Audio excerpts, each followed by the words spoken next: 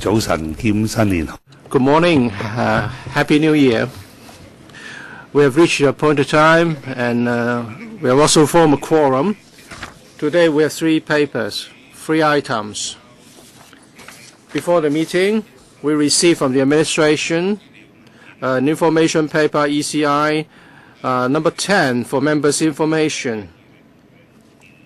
In the paper, information on the changes to the establishment of Directorate officers since 2002 is set up, as well as the implication for the establishment of Directorate officers arising from the 3 discussion items. May I remind members, if members have any direct or indirect pecuniary interest in relation to today's item, please comply with Rule 83A of our Rules of Procedure and disclose the nature of your interest before you speak. Under Rule 84 of the Rules of Procedure, if there's a direct pecuniary interest, there are certain requirements that we have to comply with before we put the item to a vote. First item, EC 2012-13. Office of the Communications Authority Trading Fund. This is to propose upgrading of 1 permanent post from Principal Regulatory Affairs Manager, MPS point 45 to 49, to Chief Regulatory Affairs Manager, D1, in the Office of Communications Authority with immediate effect for overseeing the implementation, administration, and enforcement of the new consumer protection regime under the Trade Descriptions Unfair Trade Practices Amendment Ordinance 2012 in respect of unfair trade practices relating to the provision of broadcasting and telecommunications services by licensees under the Broadcasting Ordinance Cap 562 and the Telecommunications Ordinance Cap 106. On the 12th of November 2012, the ITB panel of this council was consulted. Today, to answer members' questions, we have Mr. Ivanhoe Chiang, Principal Assistant Secretary from the CEDB, Ms. Amanda Chan, Principal Assistant Secretary for Commerce and Economic Development, Commerce and Industry Special Duties, Ms. Eliza Lee, Director General of Communications, Mr. Sandar Chuk, Assistant Director Market and Competition, Office of the Communications Authority. As Chairman of the ITB panel, Mr. Raymond Wong is not a member of this subcommittee and he is also not present here. So I will be briefing members on the points covered in the consultation with the panel in accordance with the notes prepared by the Secretariat. At its meeting held on the 12th of November 2012, the IT and Broadcasting panel was briefed by the administration regarding the upgrading of 1 post of Principal Regulatory Affairs Manager to Chief Regulatory Affairs Manager. The panel supported the proposed upgrading of the permanent post in principle so as to tie in with the implementation of the Trade Descriptions Unfair Trade Practices Amendment Ordinance in 2013-2014, so as to investigate into unfair trade practices relating to the provision of broadcasting and telecommunication services by licensees under the Broadcasting Ordinance and the Telecommunications Ordinance.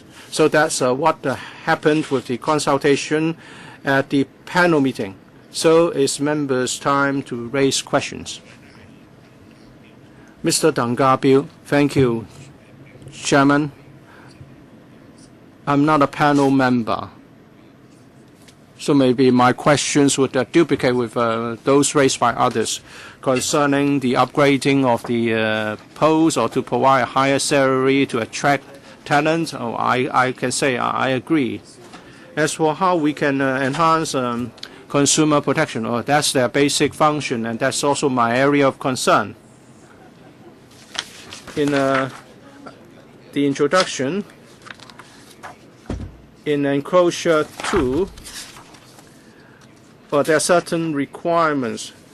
For example, they have to comply with the Trade Description Ordinance and Telecommunications Ordinance. But whether more can be done, say, in respect of point 6, point 10 of the duties and responsibility. I know there's a voluntary code enter with the service providers, and that is a very good provision. The provision of 7 days of cooling off period. That's over and above the law, what the law requires.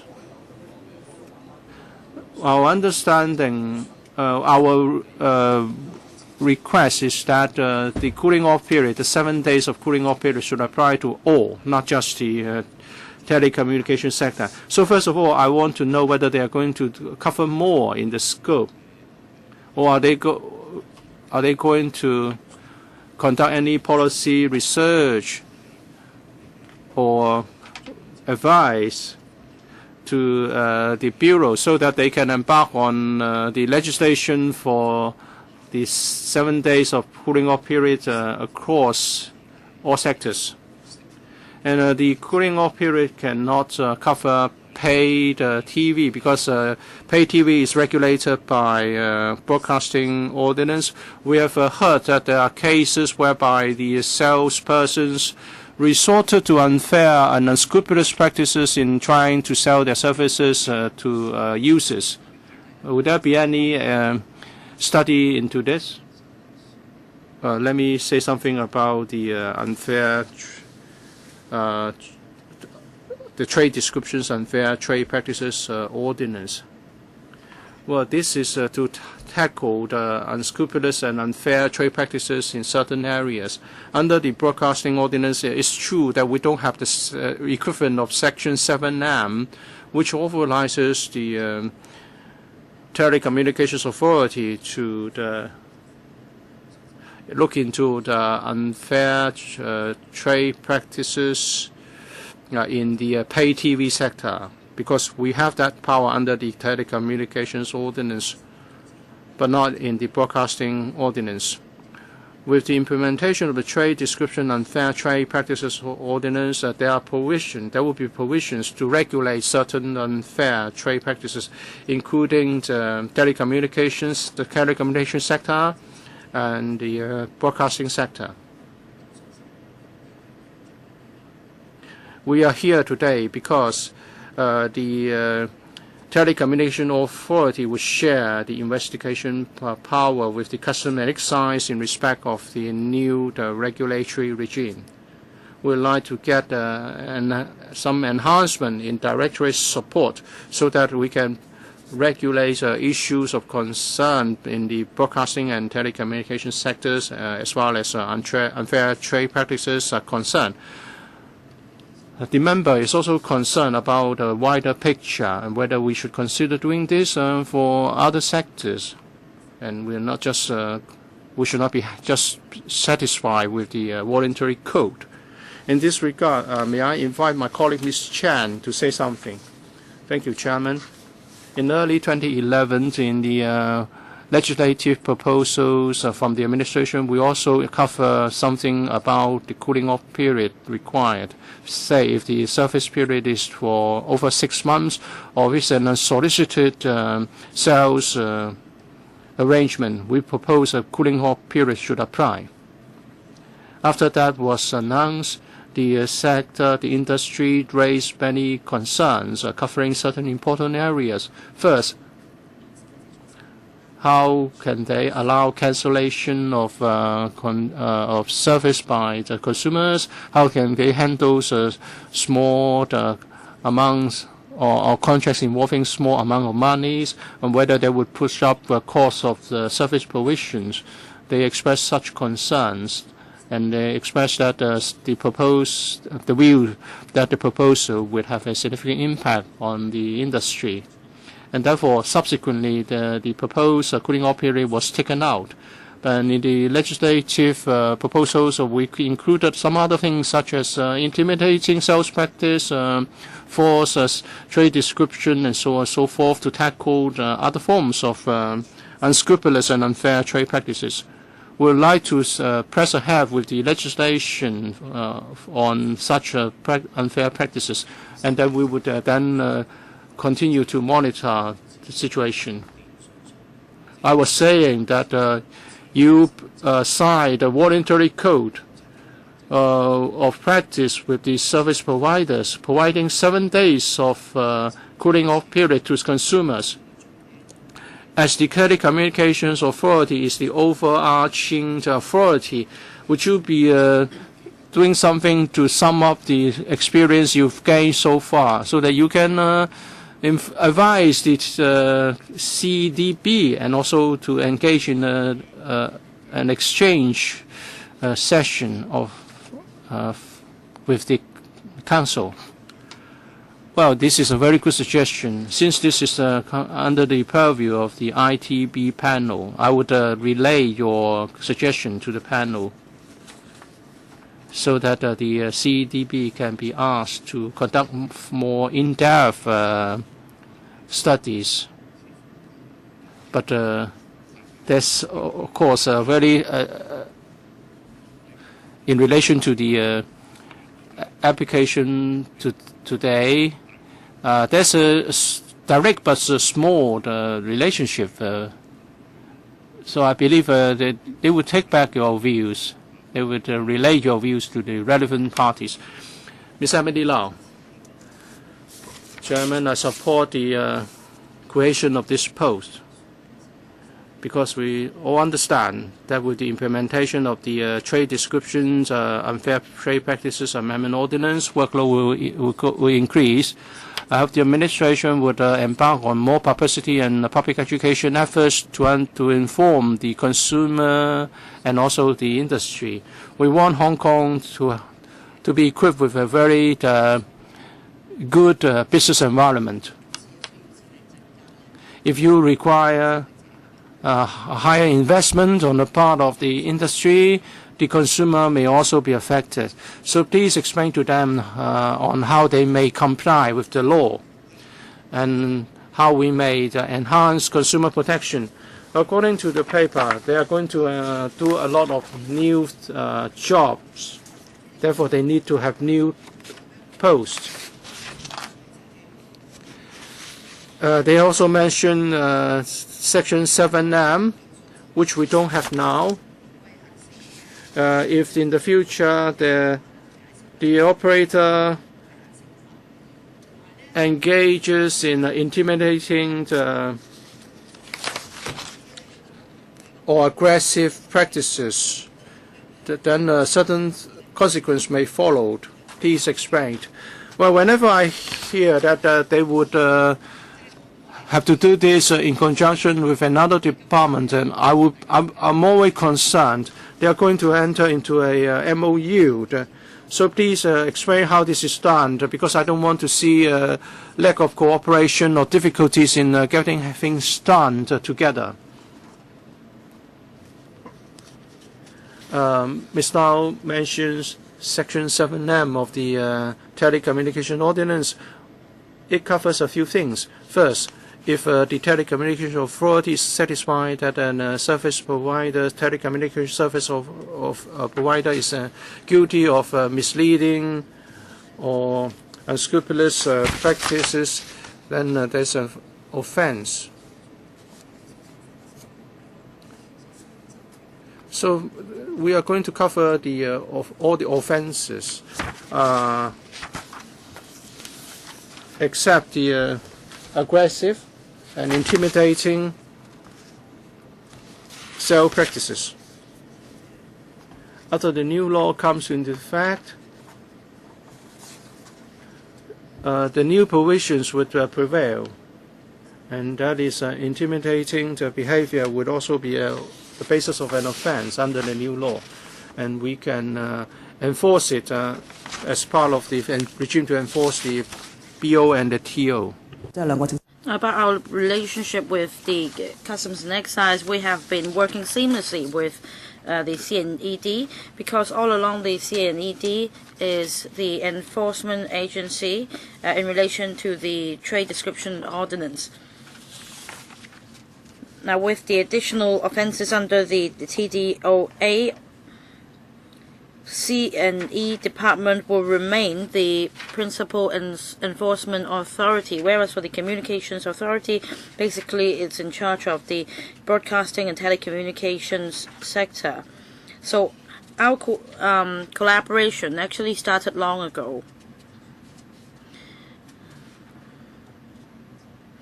In July this year, or last year, with the passing of the ordinance, we have made progress in relation to our collaboration model, because the two enforcement agencies should work together in relation to the enforcement guidelines, and we have worked together in preparing to the enforcement guidelines, and we have reached the stage of public consultation at present, and we have arranged for a number of consultation meetings. And the OFCA and the CNED will, through these consultation meetings, explain about the protections for consumers, the enforcement details, and the impact on SMEs, and on how they should comply with the law.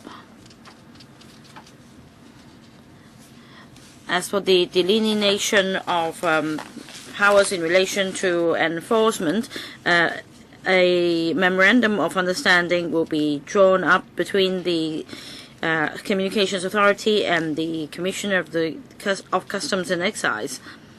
Now, when the TDOA takes effect, in relation to case management between the two authorities, regular meetings will be held, cases will be referred if necessary, and we will also do something about training, so that training can be completed before the ordinance takes effect. But in fact, even after the TDOA takes effect, we'll continue to collaborate on matters like enforcement guidelines and other standing guidelines. Well, Chairman, may I ask this? You say that consultation is underway. Have you discovered or heard of any concerns or questions from the public? May I defer to Ms. Chen? Yes, the consultation is going on, and it will last until the middle of January, and the sectors and SMEs raised points for clarification. For example, whether certain conducts would be contravening the law, and we have explained to them there will be cases in the guidelines, and these can be served as reference to explain whether certain conducts are misleading or deceptive. And information should be sufficient when given to consumers in making an informed choice. And the TDOA covers different services and goods, and different sectors can handle these affairs based on their own circumstances. And of course, apart from consultation, I mean, even after the consultation period ends, if there are any further questions, they can ask the questions to the authority, and if necessary, the enforcement guidelines can be amended. Next, Mr. Yu Si-wing. Now, I do not have any comment on the creation of the post of Chief Regulatory Affairs Manager. In 2012, 104 staff was deployed from Teller, but in fact only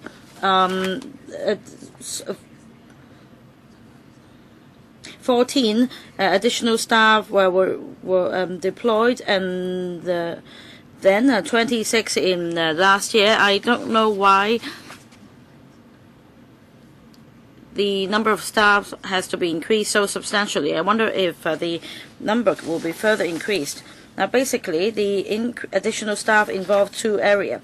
On the 1st of April, the OFCA was established, and the OFCA basically absorbed the former Broadcasting Authority and Teller.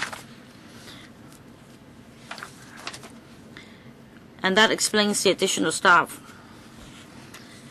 The other point is that in December last year, with the approval of the Finance Committee, we created a new civil service post and regulatory affairs manager's grade, and we got the FC's approval in creating 31 such posts, including one directorate post, and that is the Chief Regulatory Affairs Manager. And we're going through the recruitment procedure. We have yet to fill all the posts, and this basically explains why over the past 1 or 2 years the establishment has increased. As to whether the establishment will be expanded further, we are seeking members' support for increase in establishment size before the passing of the TDOA. Before the TDOA takes effect, it's because if necessary we need to recruit more manpower. And for this TDOA, in fact, we don't just need the creation of one post.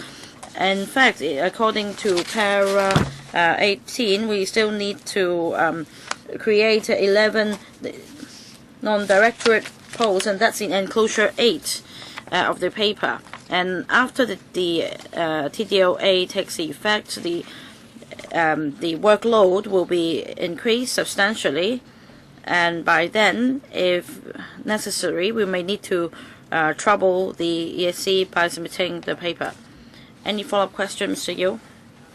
As I understand, the posts have yet to be filled, so recruitment is still going on. Posts will be filled up, and I hope that the Communications Authority will plan ahead well,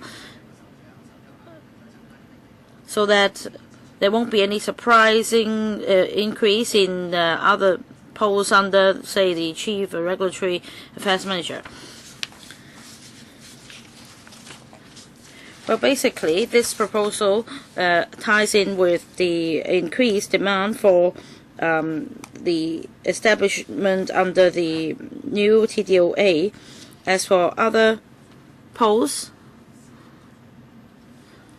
no approval from ESC is required. But however, in enclosure 8, we have set out the information on why such upgrading of posts is required. And in future, if necessary, say under the competitions ordinance, if we need more posts, we'll submit another paper. I also understand that technology, the broadcasting technology is constantly evolving, and I understand that there might be a need to create more posts. But I also agree with Mr. Yu that planning should be done properly rather than applying for new posts to be created in a piecemeal manner. Next, Dr. Kwok Ki. Chairman,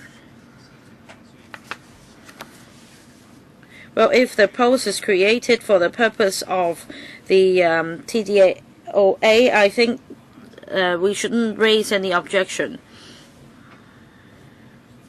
But comparing ourselves to other Asian countries, I believe that as far as the number of mobile phones held by held per person, we actually rank the top. Well, in relation to the establishment on the 1st of April 2010, the total establishment size was 216. Now it's 357. So it has increased substantially by more than 130 staff. And according to the paper, that's really amazing. You only handled 42 telecommunications-related complaints and 77 complaints in relation to the broadcasting sector. So altogether, over 300 staff handling 119 cases. That's amazing. So there are problems. Either the job was not properly done, in the minds of the public, I believe that members here have also received many complaints about the deceptive conduct of the broadcasting or the telecommunications companies. But why have there been so few complaints? It's impossible, Chairman, to say that the telecommunications sector in Hong Kong is well abiding by the law. So with upgrading of the post, how can you ensure that the sector will comply with the TDOA, or that consumers in Hong Kong will be given better protection? Chairman, may I trouble members to refer themselves to enclosure 5, and that's the organization chart of the OFCA. We have 400 staff, correct, under the authority, but they do not all just handle complaints. There are 5 major divisions, each in charge of different areas. We have operations, regulatory affairs, and market competition under telecommunications, whereas for broadcasting, we have 2 subheads, broadcasting and support, and they all handle different areas, including regulation-related matters. And with ESC's support today, under the Market and Competition Division of the Telecommunications section, the post of Principal Regulatory Affairs Manager will be upgraded to Chief Regulatory Affairs Manager to handle the additional workload. As for the complaints mentioned just now, we're talking about the 7M, Section 7M of the TO, and about these number of cases on average, we received 42 cases per year, which required full investigation. And in fact, after full investigation, if it's found that the case does not involve 7M, we will not handle the case further. For other complaint cases, we have not set them out in the papers because these do not really relate to the proposal today. Chairman, I don't know if she has heard my question clearly. Of course, I know that how many. Well, my question is how many cases have been screened out about the complaints in relation to the broadcasting sector. Of course, the number of complaints are far more than that. And I'm not against the upgrading of posts, but shouldn't we expect more? And if we expect more, I'm asking how this can be realized. for example, through publicity, so that the public will know that they can make use of this avenue. Chairman, Section 7M is not the justification for the upgrading of this post. Section 7M is about our existing work, the 100 staff or so.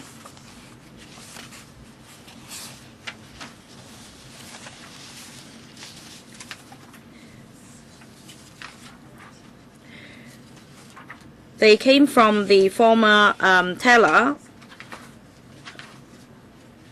And this has nothing to do with Section 7M. In relation to education and working with the sector, in fact, in the previous answer, Ms. Chen already explained about this point.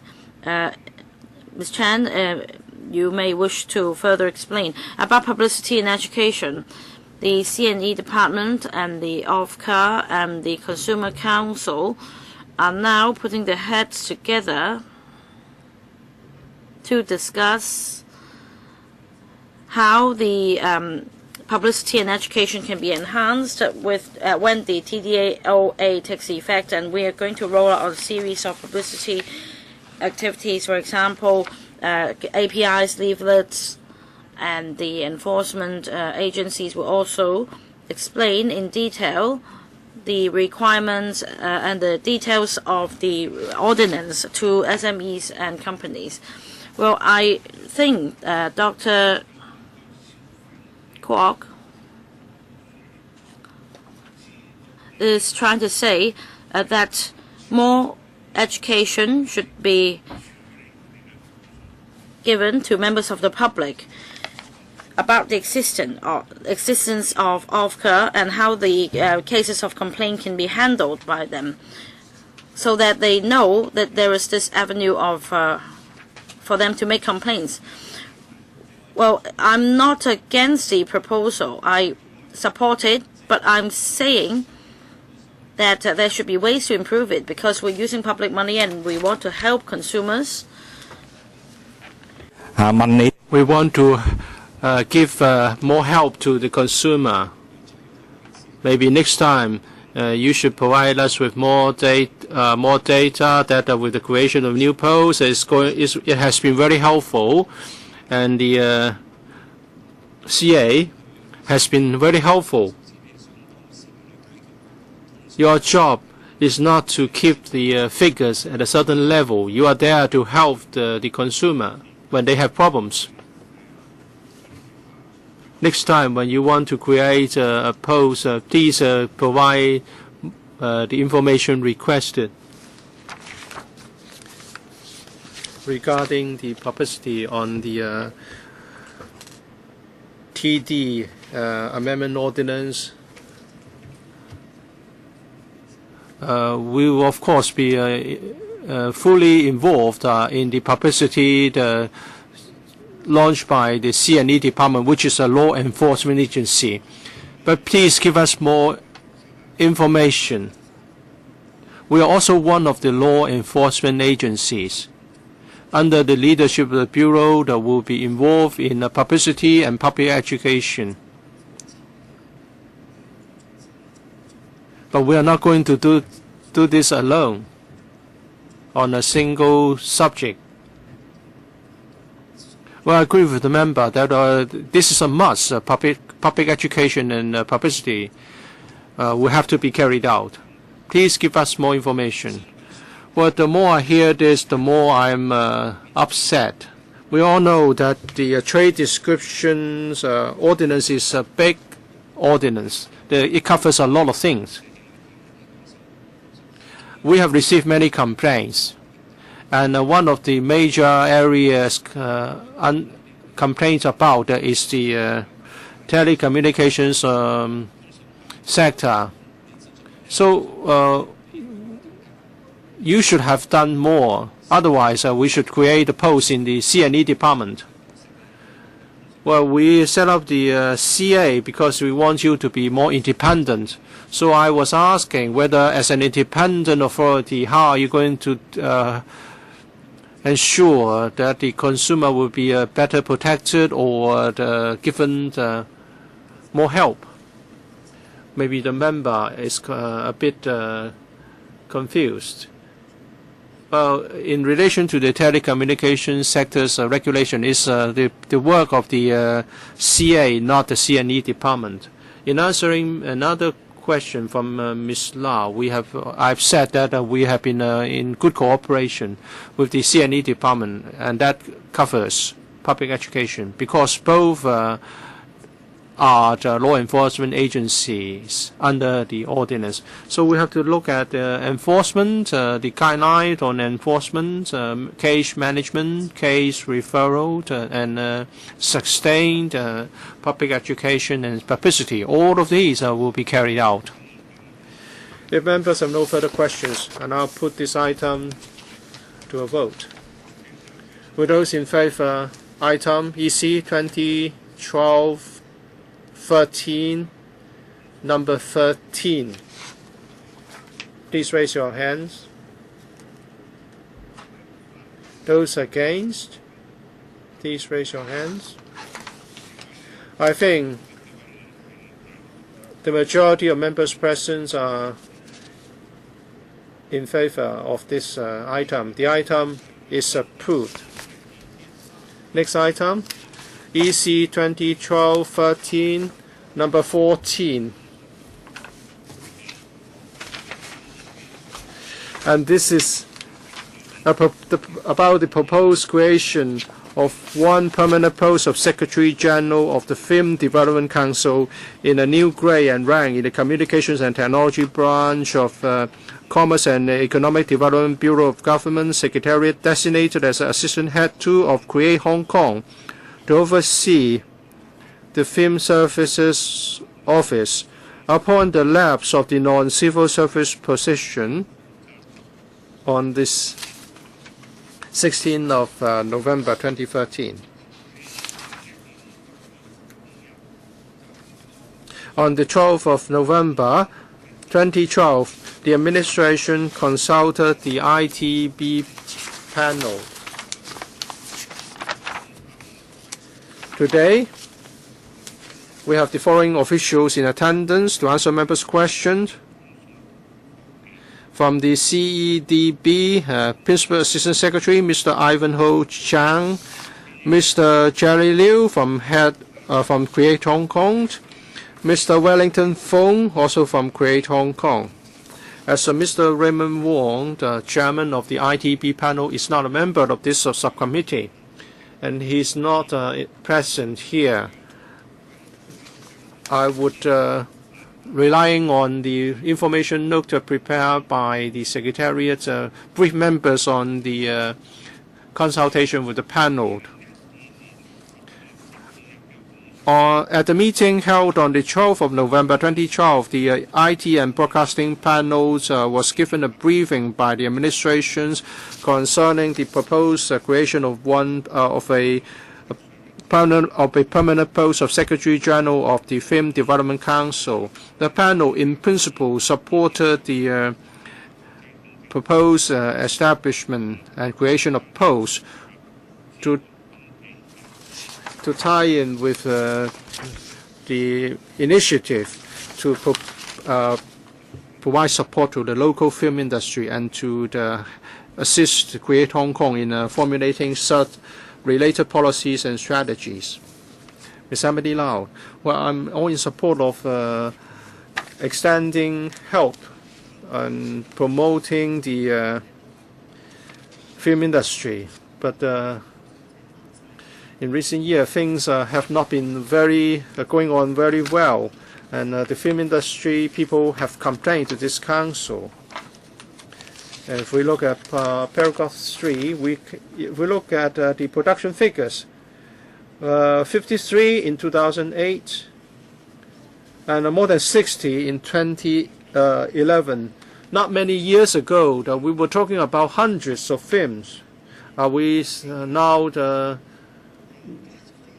never going to expect the same production to come back? There are young people working in the film industry, and they were exploited. They got very poor conditions. They worked long hours. These are creative people who are dedicated. When I heard that, I was very upset. The pay is very low, the working hours are very long.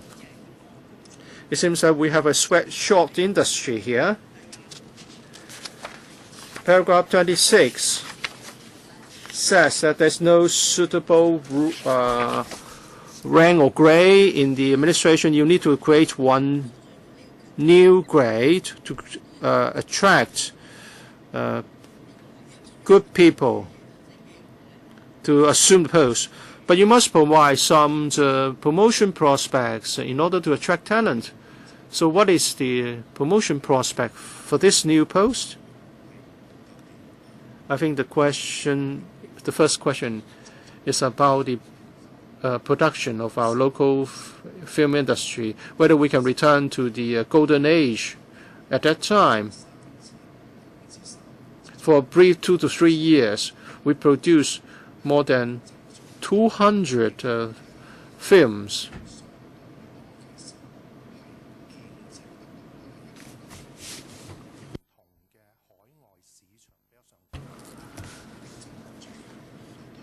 But that was the result of an overheated overseas market, leading to the local heating of our film industry. At that time, the Taiwan market and other South Asian markets were suddenly very hot because of cable TV and the demand on taped films. And that's why the production figures were so high in a short span of 3 to 4 years. It became unsustainable because the market was overheated and quality suffered significantly. And overseas audiences began to be less supportive. But that's just a generic analysis. Hong Kong film industry relies a lot on private investment. So it's a private investment-oriented industry. Starting from 2003, 2004, we have 40 to 50 films produced every year. If we want to return to the figure of 200 films produced, we must see a significant change in terms of private investment. So frankly speaking, as things stand, as we can see in the overseas markets and the economics in working, if we want to expect a lot of private investment within a short time to return to the very high production figure that we saw years ago, it will be difficult indeed. So we haven't seen any significant increase, but at least compared with 2003, 2004, when we were in the doldrums, we have been able to arrest the fall, the decline. And we can also see small improvements, gradual improvements. Time is needed, and we need to also tie in with markets outside Hong Kong, including the mainland market. And there must be something happening in the private investment market as well. If the government provides funding, what we can achieve is going to be very limited. Second is about the young entrants in the industry, and they are getting very low pay. Maybe I can defer this question to Mr. Feng. Well, it's not that the employer in the film industry is mean to their employer. It's just that they have low budget. Every time they have a production, they will complain about the low budget.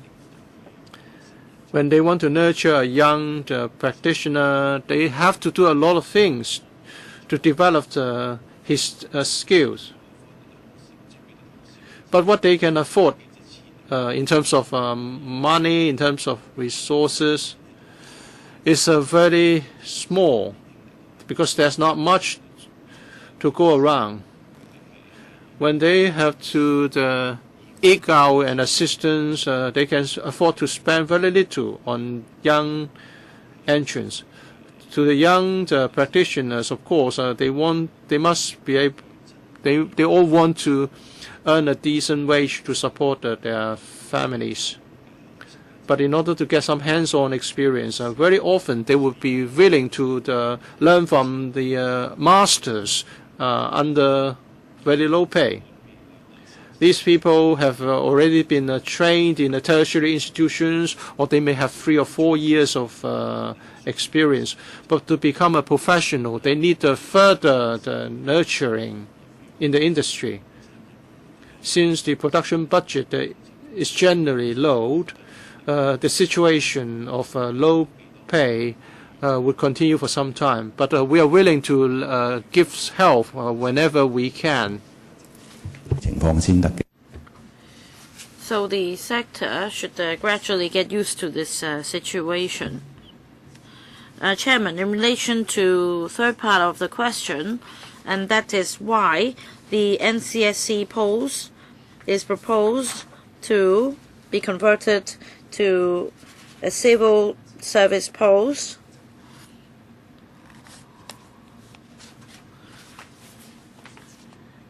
In order to attract suitable candidates. Basically, this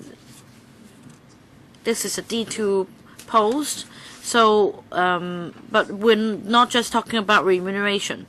In the past, if we regard it as a 2-year NCS position,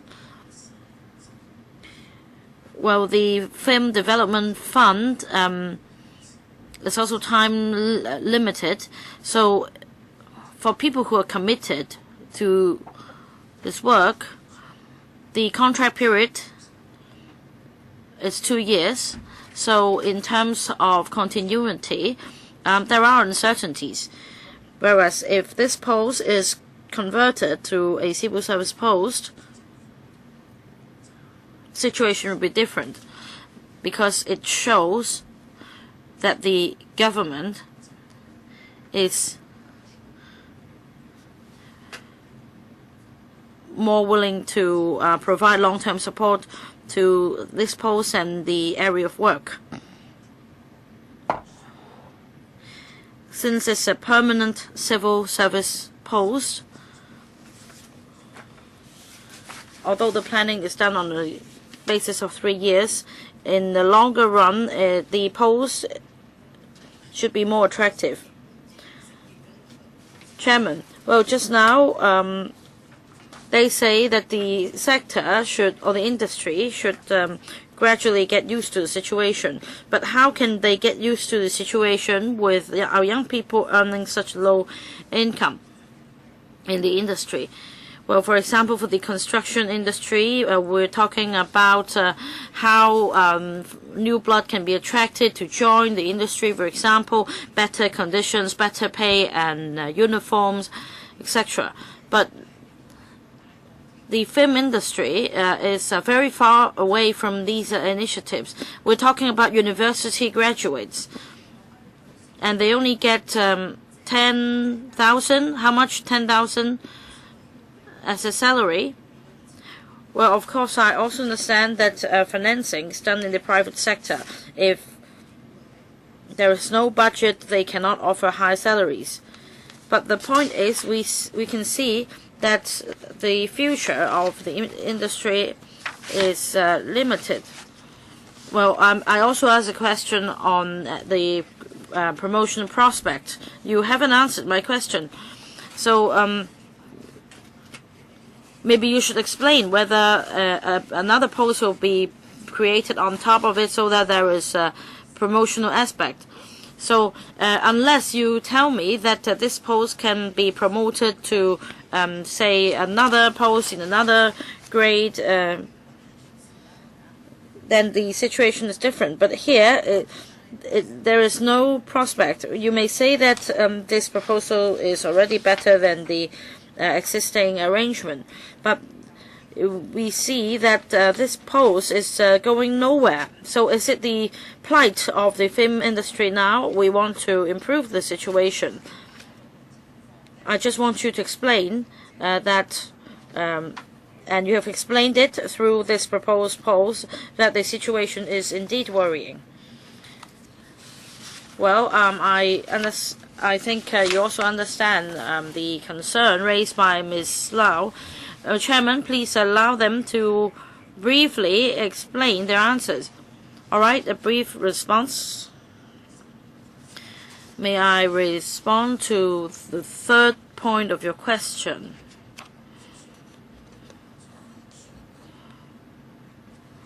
The post requires some special knowledge in relation to films and connections in the film industry. So from our perspective, this post, in our opinion, should be a one-rank grade.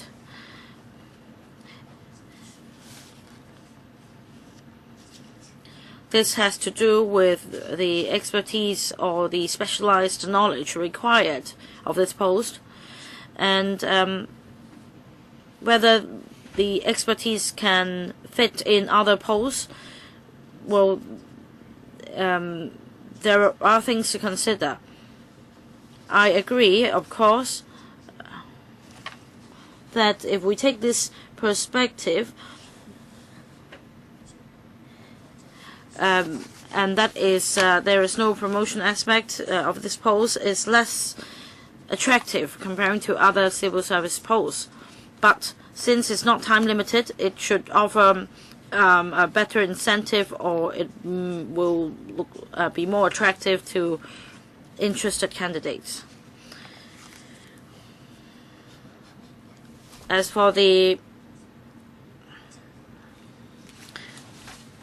trend of low-pay jobs in the industry, well, it seems to be the case, but for people working at the backstage, for example, lighting, photo shooting of photography, etc., these people do not just work for films. We see the existing trend, and that is very often they would work with larger companies on major events. For example, during annual events, they would take up jobs for stage and lighting design. And in fact, they have numerous choices if they take this path.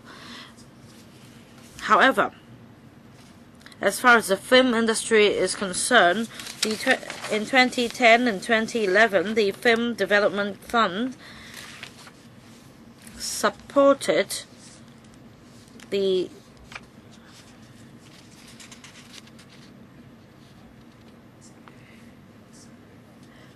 society, the Film Society, in launching a 10-month training program. And that's for training production crew, and the members who completed the course were very successful in securing jobs. And I believe that their salaries are not that low. Otherwise, no one would take up these jobs. The other point is, if you read newspaper reports, you may notice that 2 or 3 days ago, the lighting section has begun negotiation on wage hikes.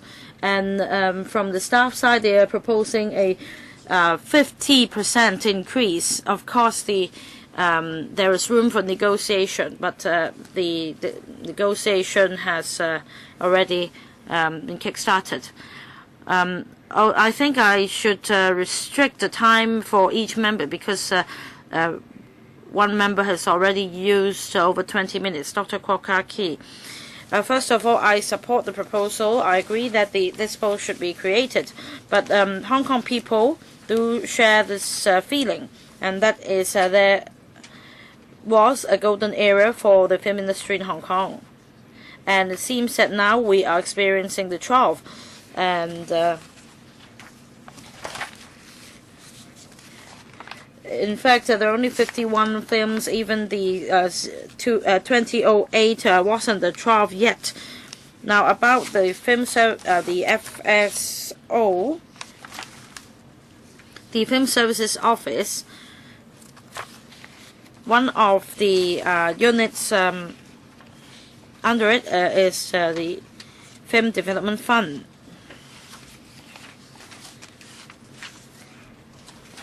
Now, I hope that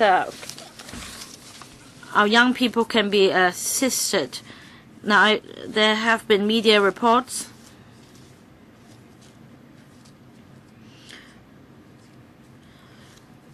many film bosses or small, medium-sized firms have applied for funds, and they have used up the funds, and some of them have incurred losses.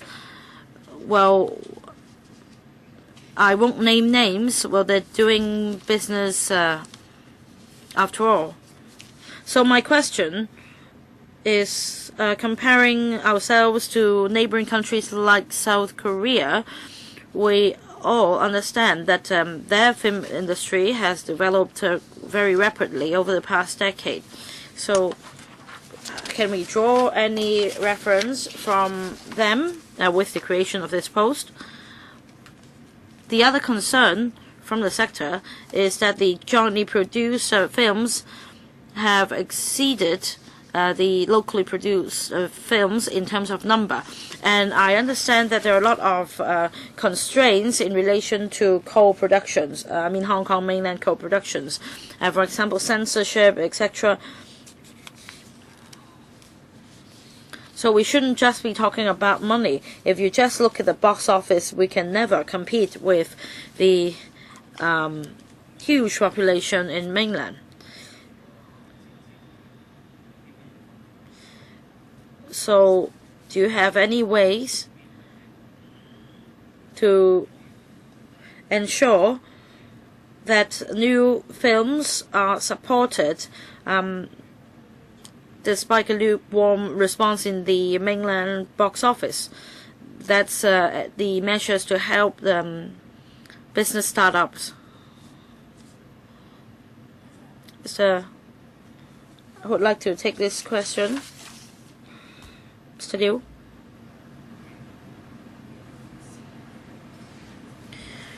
Now, may I say something about this post? Apart from supervising the work of the Film Services Office, is also related to the Film Development Fund. Now, for this proposed post,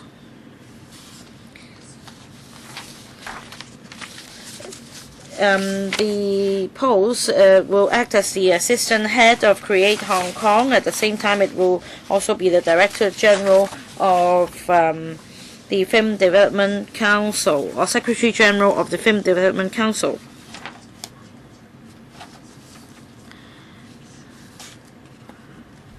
The Film Development Council provides secretarial support, including for conferences and 3 internal meetings of the Film Development Council each year. It is also responsible for vetting the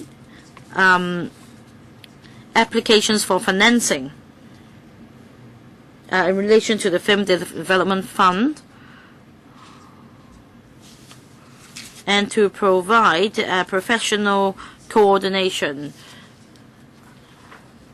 This is what I wish to explain. The other point is that the Film Development Fund has been in operation for over 5 years, and we have supported 28 films produced by small to medium-sized firms in relation to the financing matters.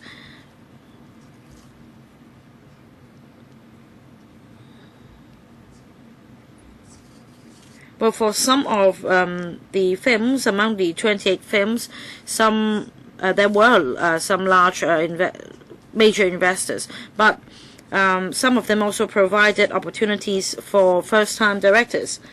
And there were 16 new directors and 10 new producers in these films. So they were given the opportunity to take up these posts as freshmen.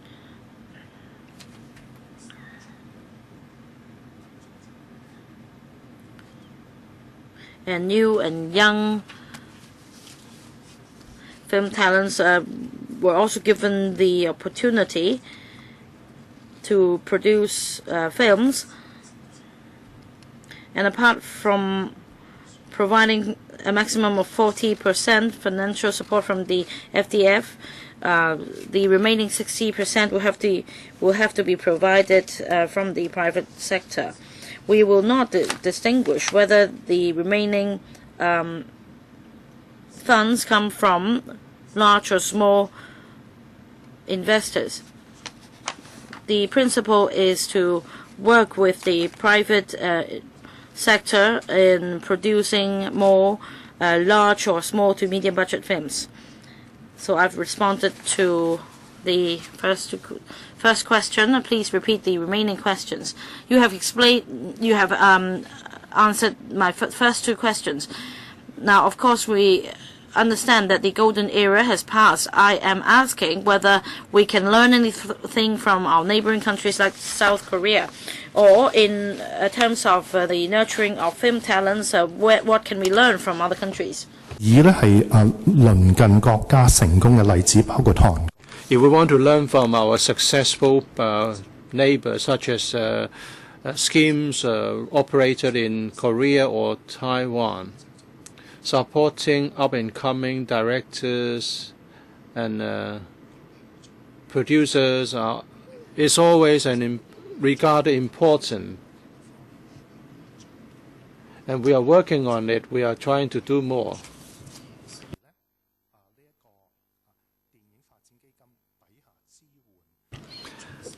Under the Film Development Fund, we provide funding support to small or medium-sized film productions. A year ago, we improved the scheme. Let's say there's an application which would involve a first-time director or a first-time producer.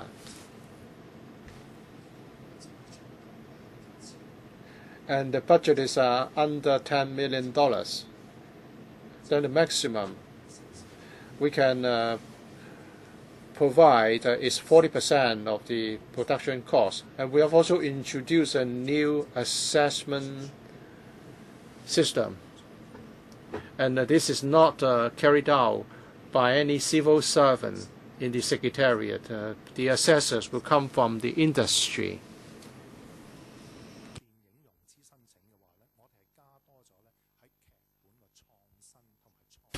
And in the assessment, we have attached more importance to the originality of script writing and other production factors.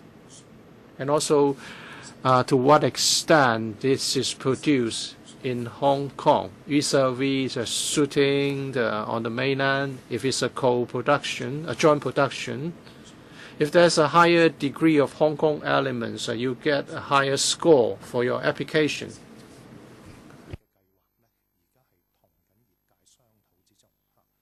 And we're also working out more measures with the industry.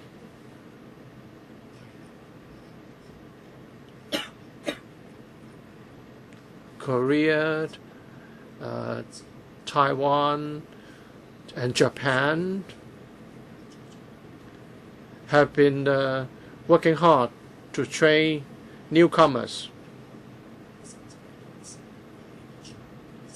We hope with this new colleague in the post, we can adopt a more longer term perspective. I wonder if my colleague would also like to supplement on how we can encourage production or the involvement of young people. It's ultimately a question of market. Although some people regard the mainland market as being too restrictive in subject matter, in the past couple of years, we have been trying very hard to open up Guangdong for Hong Kong films. And that is Hong Kong films will be imported as an independent category. And that is Hong Kong films will be produced in a manner that Hong Kong wants.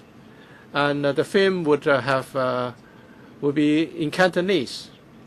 Of course, there are mainland standards that they would enforce. So for small and medium-sized productions, the film company can have an special edited version for Guangdong. We're trying to promote this. In March last year, we have introduced a new quota for these films. If they can be aired in Guangdong, that we are going to give them $250,000 for the publicity. And there will be another addition for markets outside the mainland. So we believe this would promote development. We hope in the future the Secretary General can further develop the Guangdong market, because there's 100 million Cantonese speakers in this market. Mr. Yu Si-wing, before Mr. Yu asks his questions, well, I think it's important that we are not just promoting production. The important thing is to have the market. Without market, nothing can happen.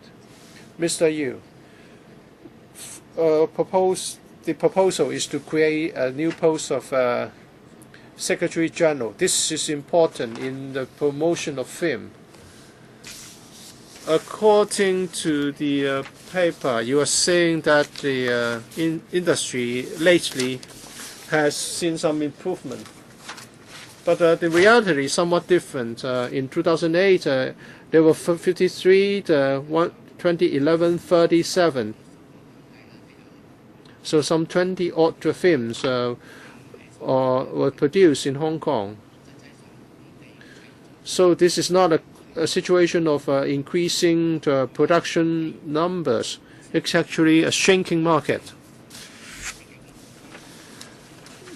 The government should set some goals after you create this post. Otherwise, it's not very meaningful. You should set yourself a goal of supporting local film industry, but the paper is silent on this.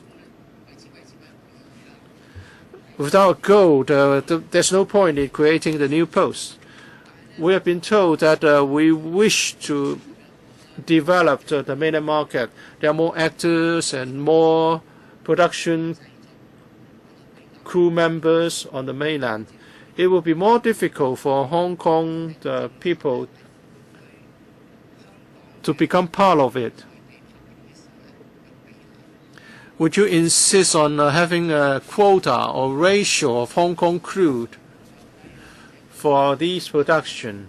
Otherwise, the actors may be more famous on the mainland, and the crew may be cheaper on the mainland. So if we do not have a quota for local crew, then we will not be promoting Hong Kong film industry.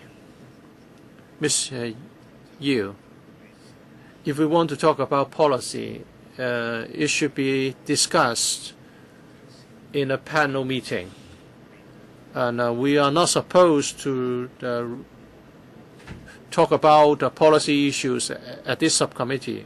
Otherwise, we're going to have a lot of long meetings. So maybe we can have a short answer from the head of the Secretariat.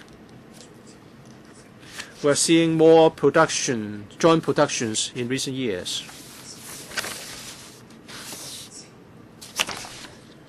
Because there are more money, more investment on the mainland, and some of them will involve cooperation with Hong Kong people.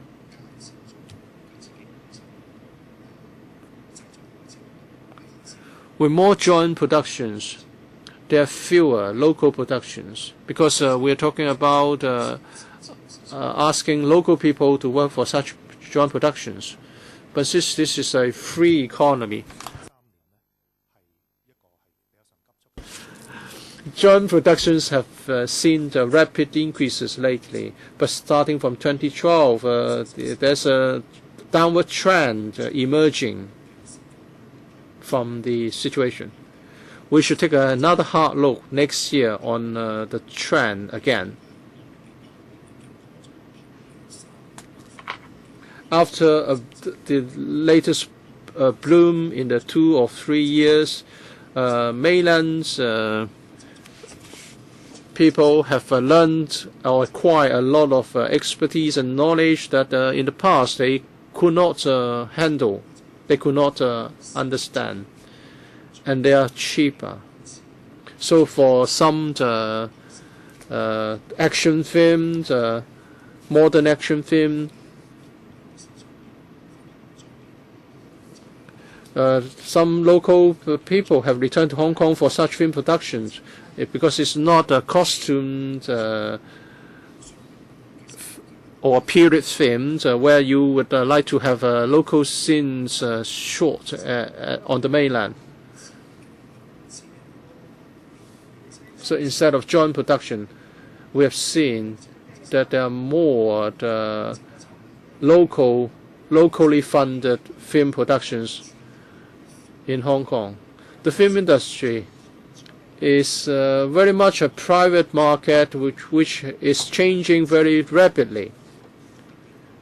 We have to ascertain what the changes have taken place.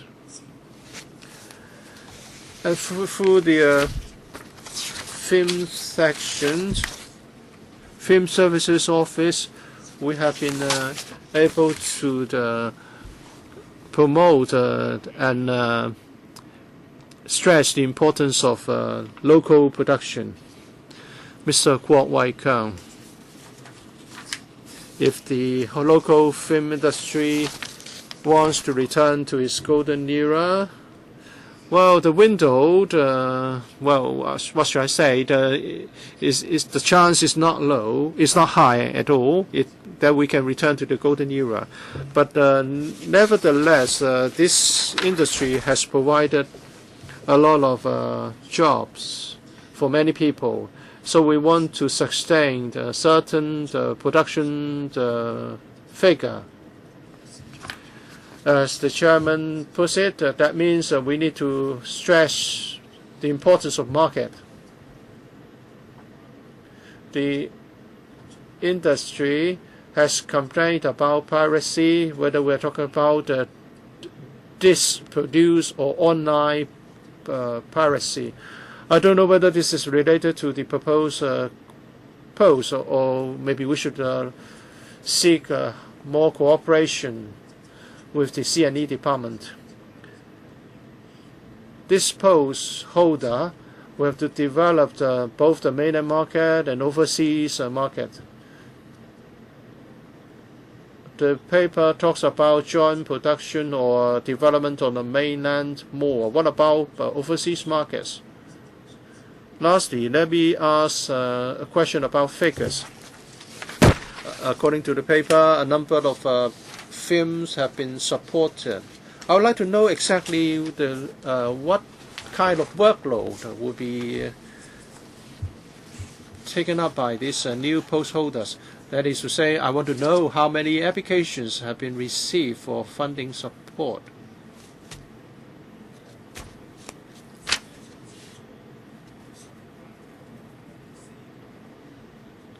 And there are only 4 training courses in terms of support to the industry. Can we do more? Can it be enhanced a bit?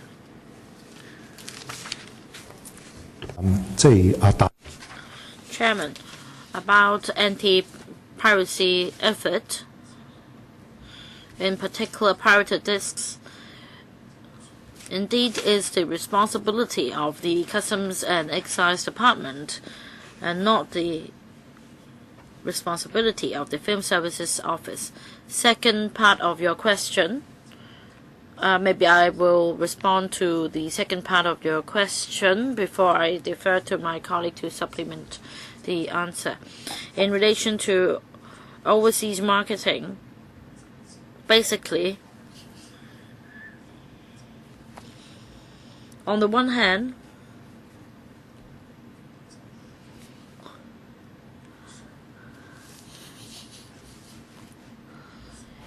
our Hong Kong colleague will liaise with the colleagues in the Economic and Trade Offices, CTOs, in various places.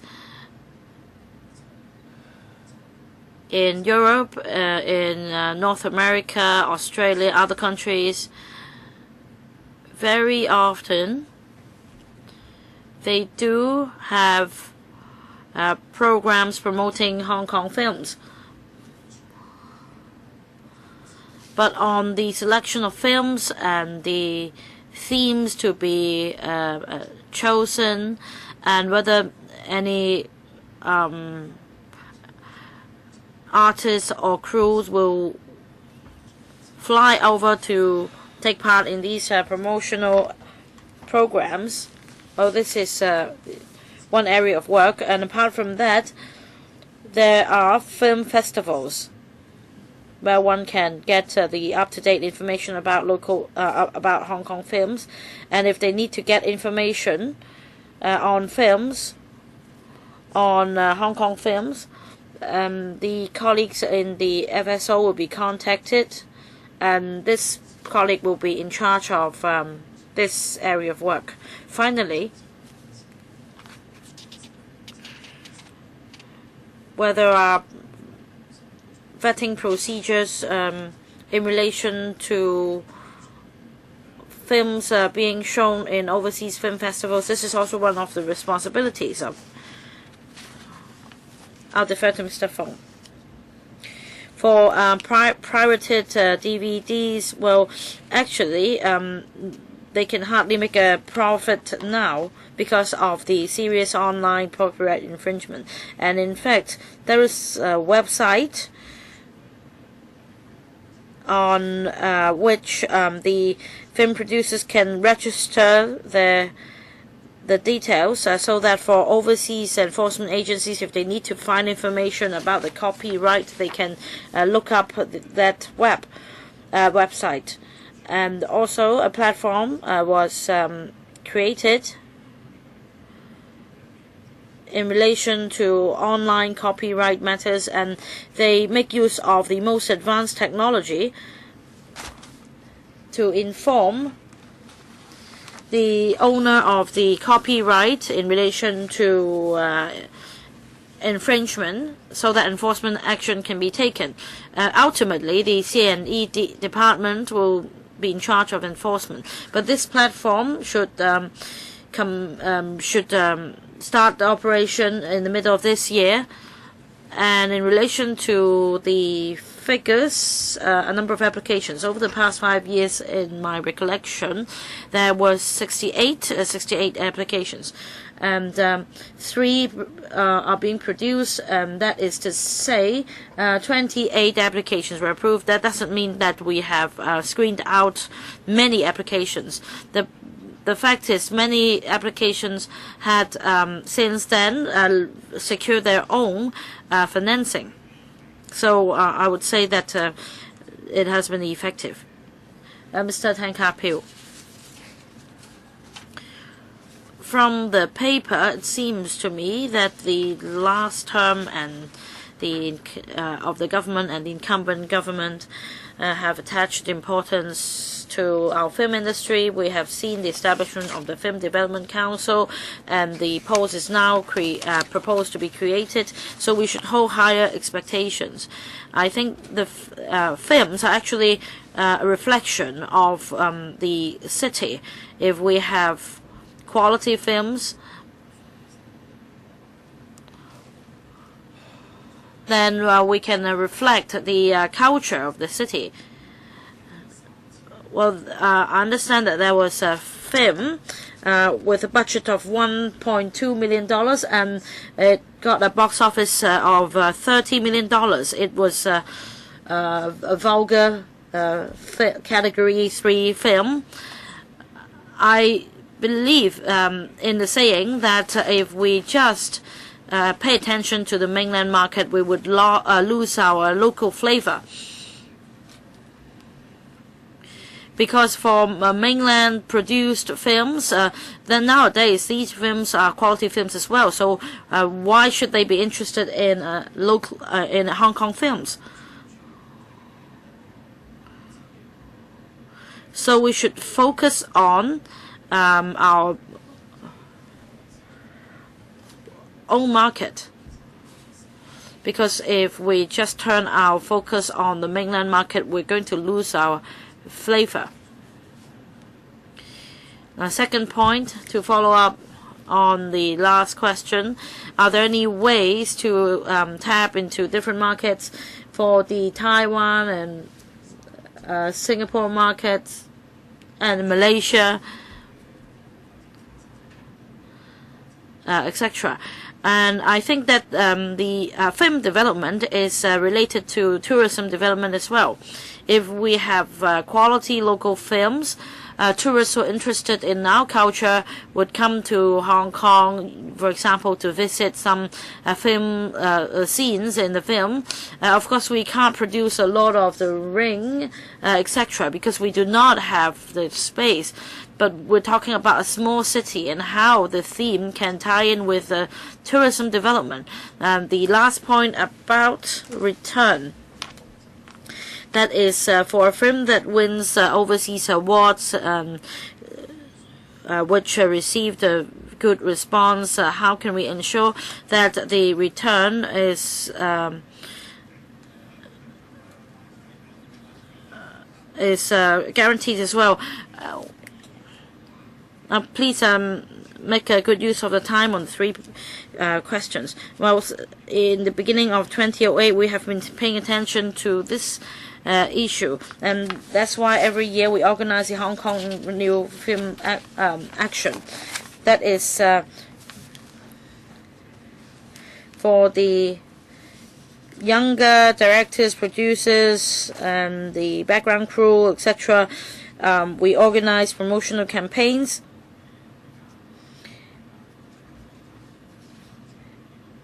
Because many overseas buyers and investors would come to Hong Kong during film festivals, and the promotional campaign will include activities to introduce these fresh faces to them. This is one of the main initiatives in building up connections. About the second part of the question, in my impression, in my recollection, Echoes of the Rainbow is one good example. But it has to receive good response from the audience before things can be taken further, and we'll continue on that. As for market expansion, I think the most important thing is for the film to be shown to a wider audience. The Hong Kong Contemporary Film Festival, organized last year, was focused on younger directors, For example, for the Taiwan market, we made a great promotional effort to introduce the young filmmakers to the audience. Let me briefly supplement. Under the Film Development Fund,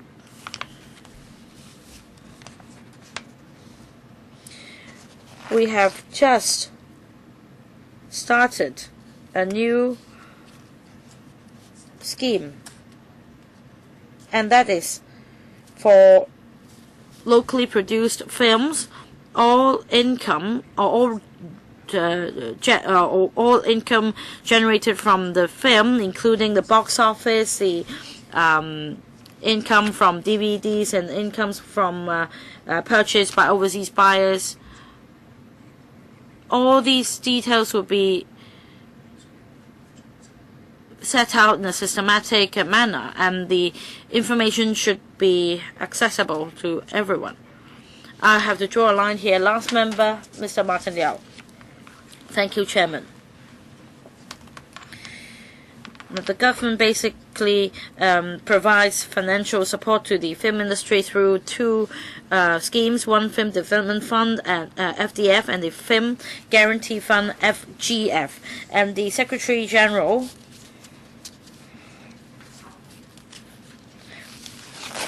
will oversee the use of the funding and see whether any improvement can be made. But according to the latest information provided by the administration, the FGF did not receive any new application in the past 2 years.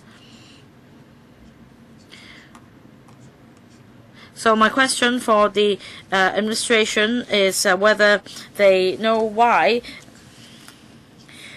people have turned to the FDF rather than the FGF, and whether there is any need to review the practice, and whether there is any need to retain the FGF. First question on why there have been so few applications for the FGF.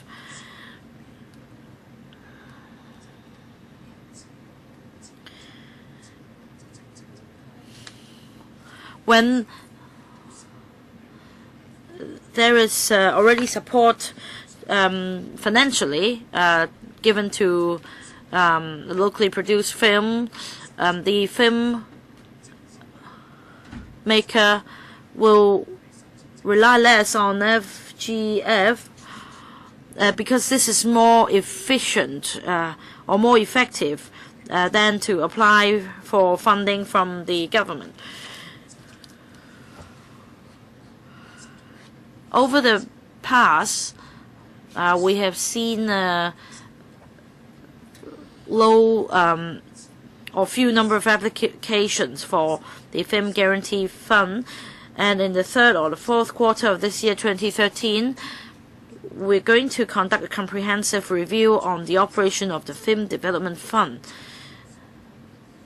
We believe that the uncommitted balance will run out by the middle of 2015, so we will have to apply for a fresh funding application in 2014.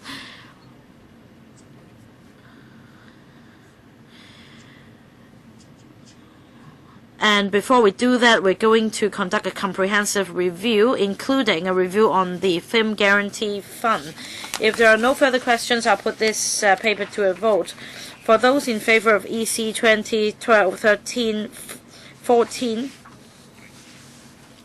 please raise your hands.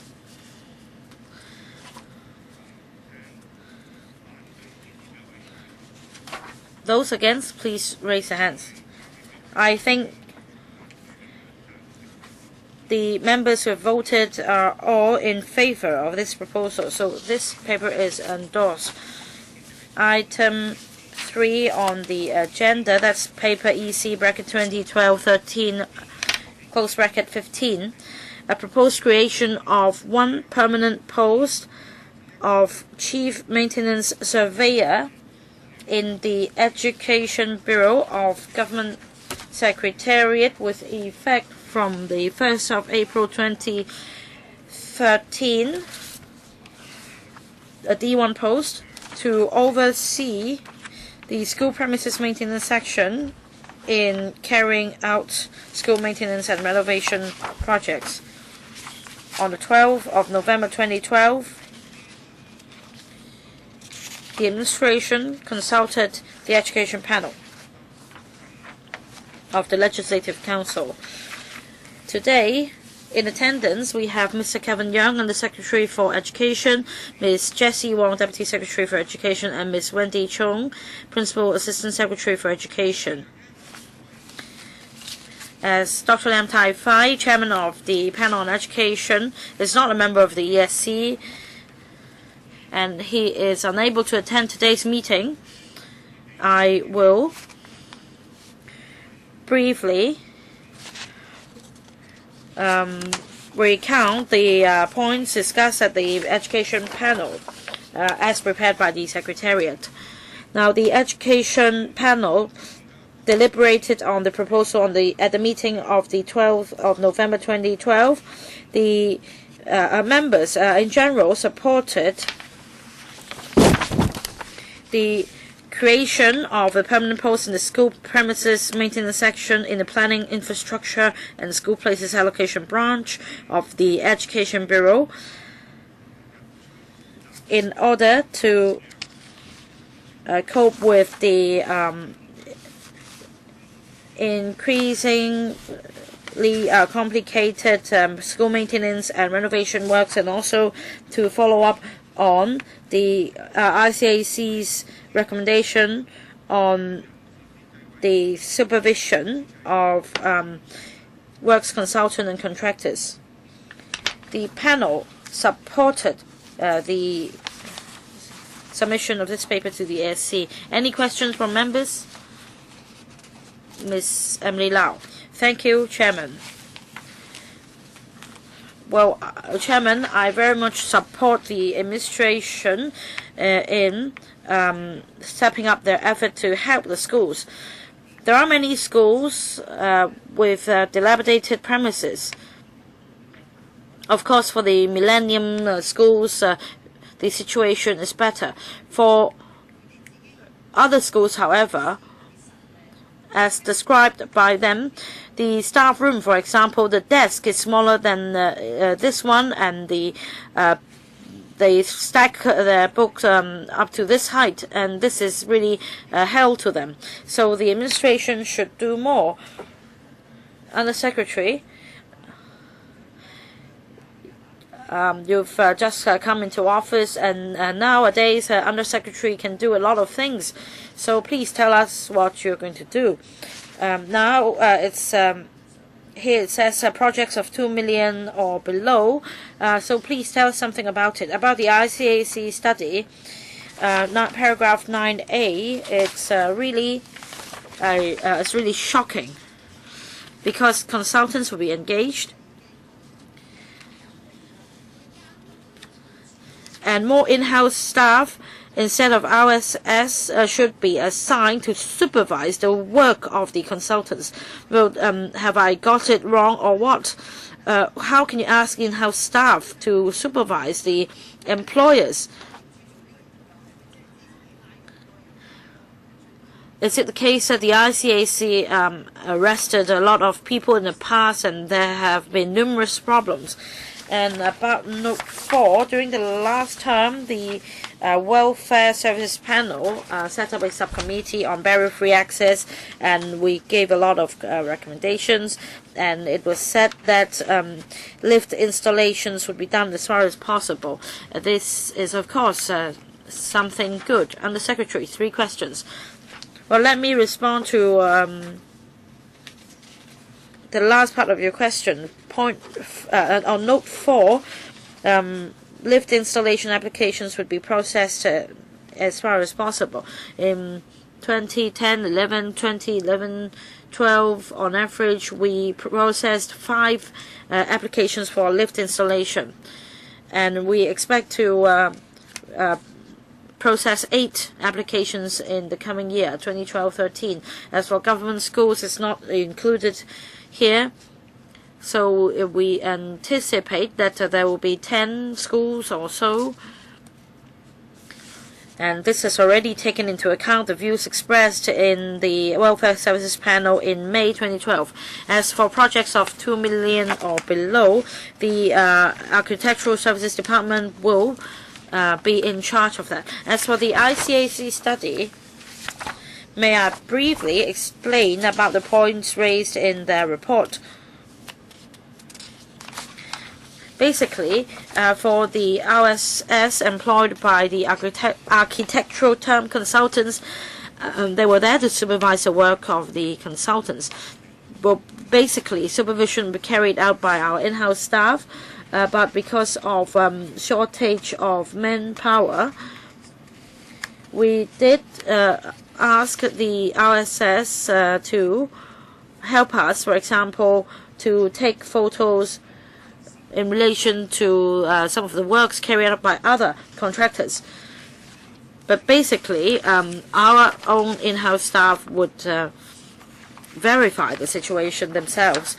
But according to the ICAC report, this is something that we can work on to improve the situation. And we're going to increase manpower. And for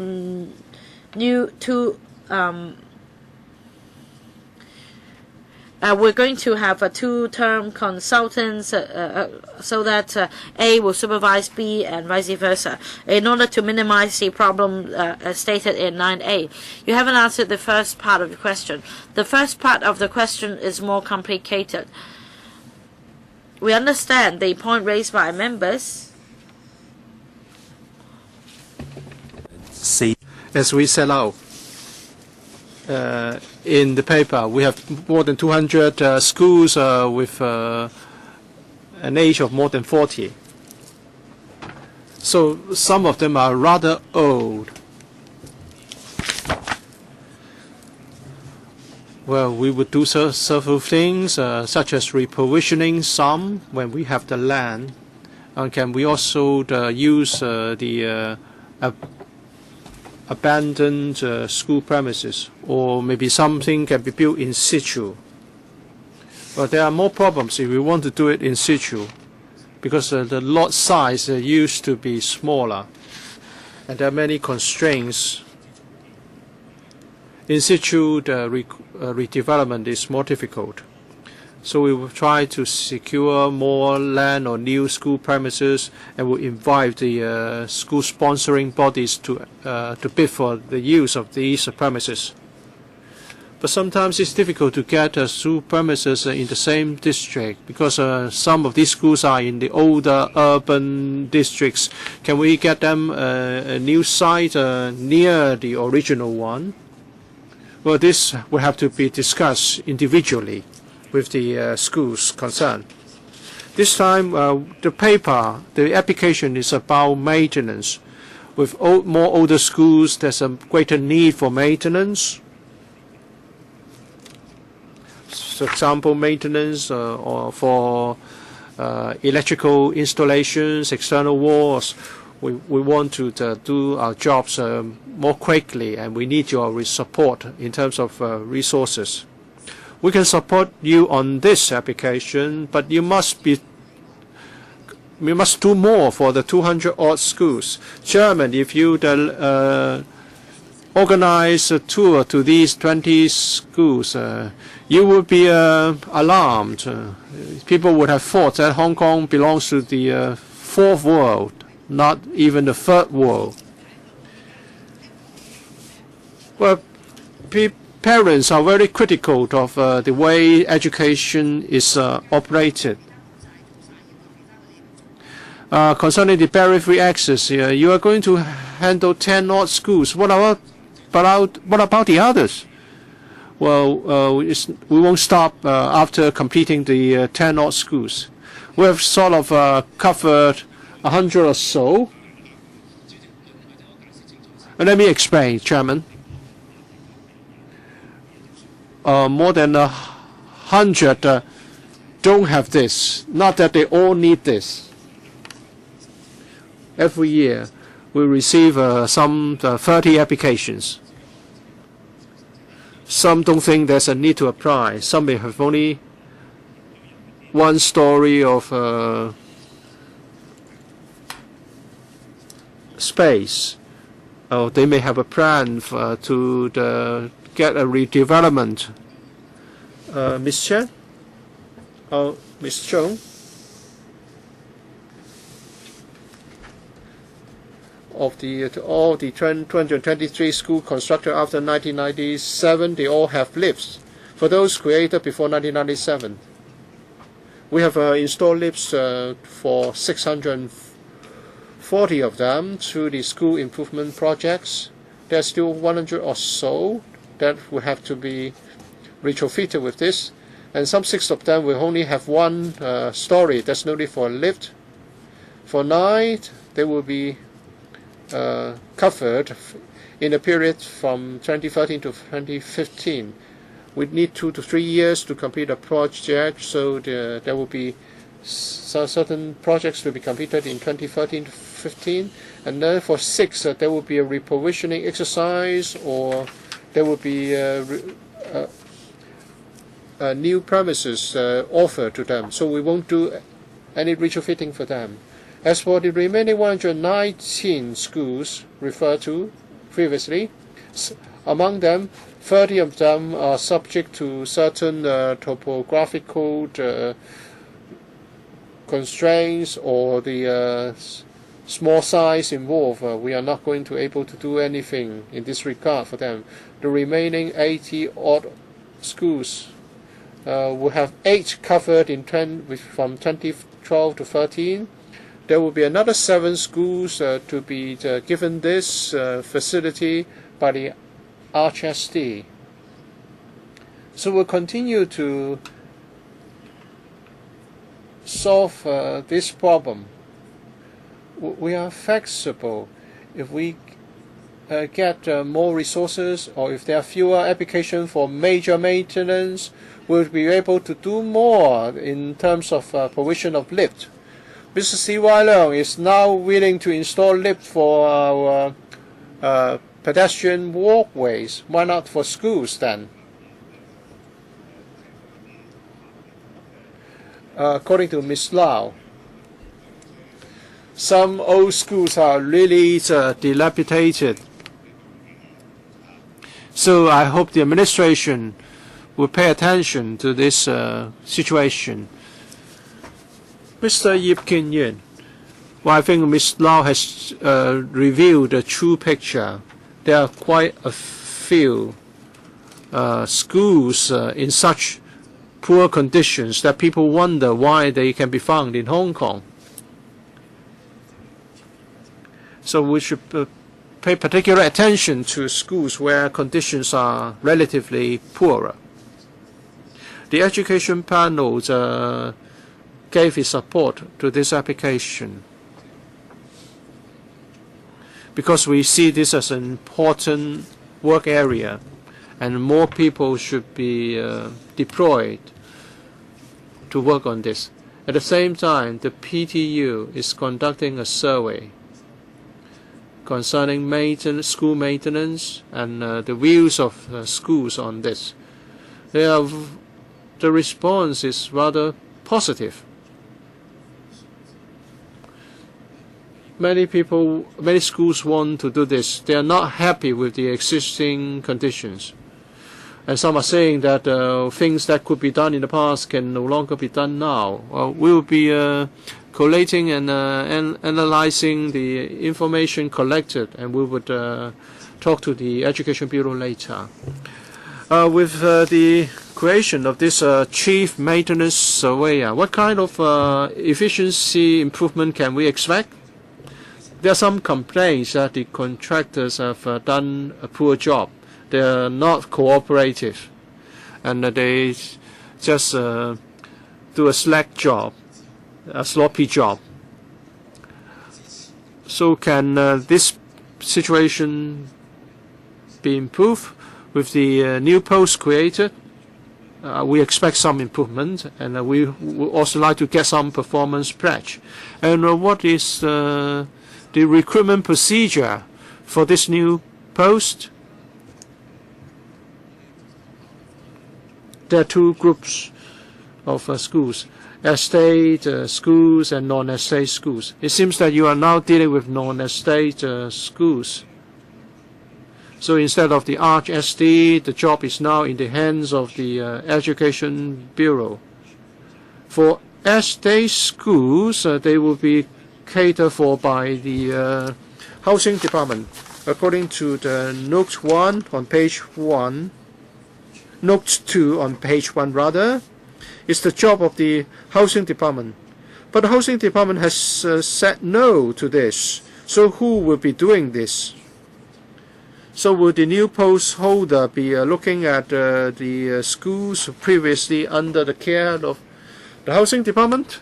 Mr. Yip has raised some very practical questions, Mr. Undersecretary. As the paper says, estate schools will continue to be handled by the Housing Department. And as the paper explained, this new post holder will be responsible for non-estate school maintenance. As for the recruitment, we are going to have someone seconded from the RHSD. But my question is that the Housing Department has said no to the handling of estate schools. As the paper says, it's their responsibility. It's the responsibility of the Housing Department right now. The Housing Department expects a very heavy workload in the future. So earlier on, they've asked for a transfer of the responsibility to my bureau. We are still in discussion with them. What if you actually agree to a transfer? Well, if it's agreed, we'll have to take a fresh look,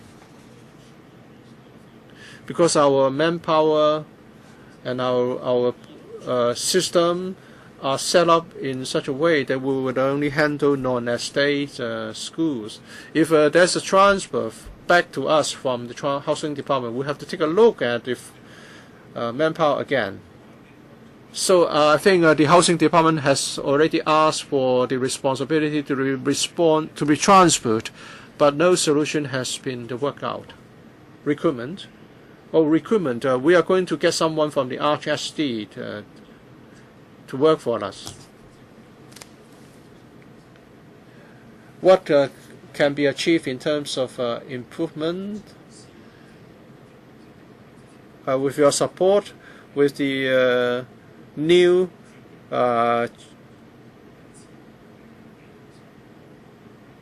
chief maintenance surveyor imposed, we can provide more support to schools, and we can better monitor the work of our consultants.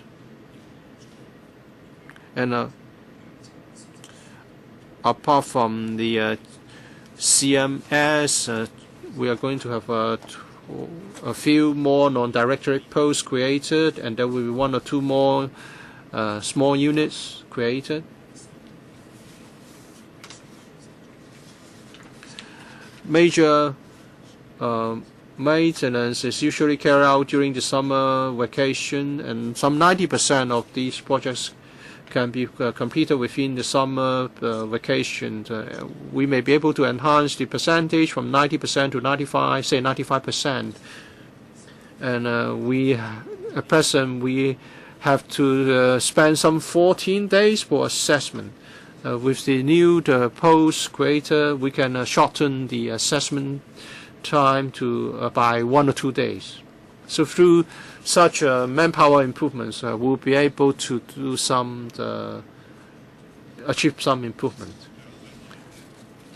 We have to hand back the venue by 10 past or 10:30. So we have the last member asking questions.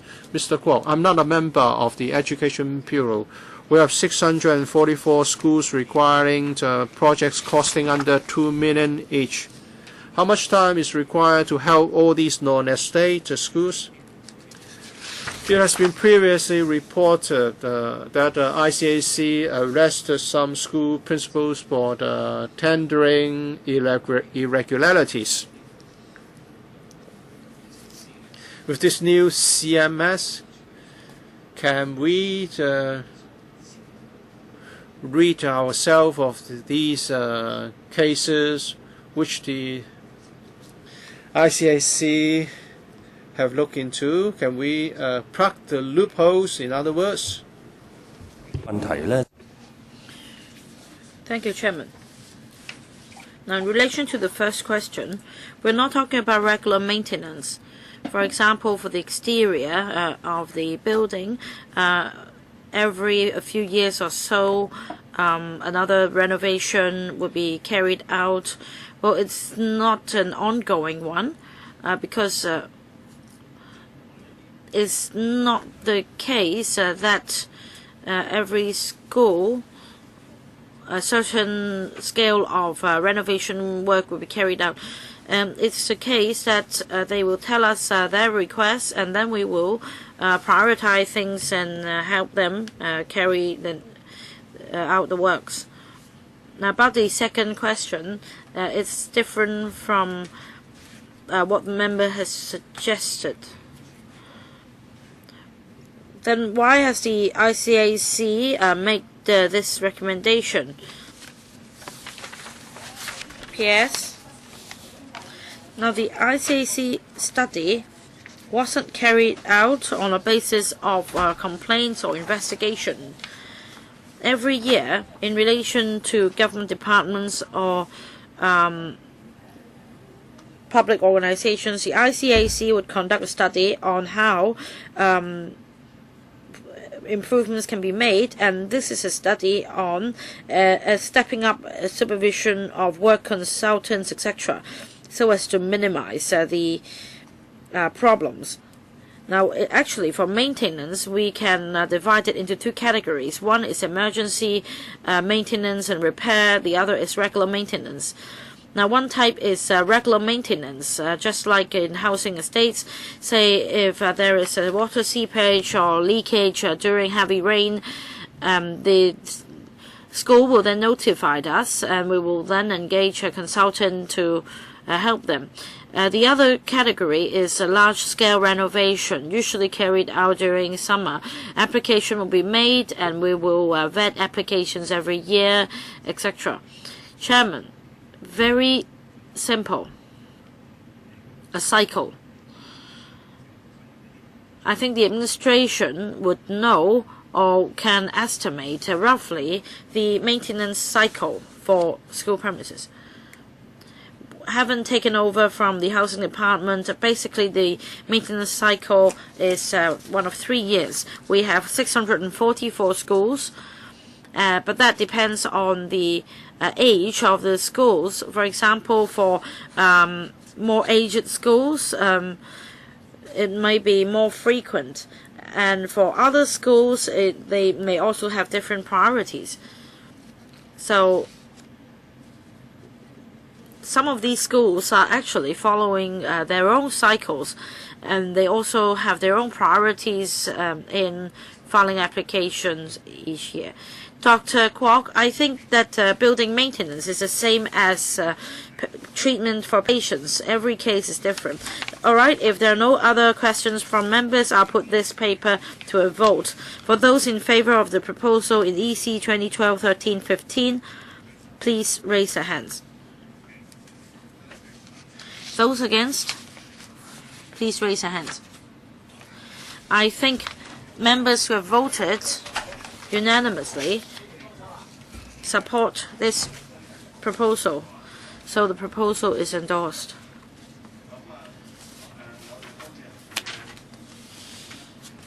That's the 3 items discussed at today's meeting. The papers will be submitted to the Finance Committee on the 8th of February for their approval. I should now ask members in relation to the FC meeting on the 8th of February, is there any requests for items to be separately scrutinized? Because for these 3 items today, I don't see any objections, so no separate voting required. All right, meeting's adjourned. Thank you.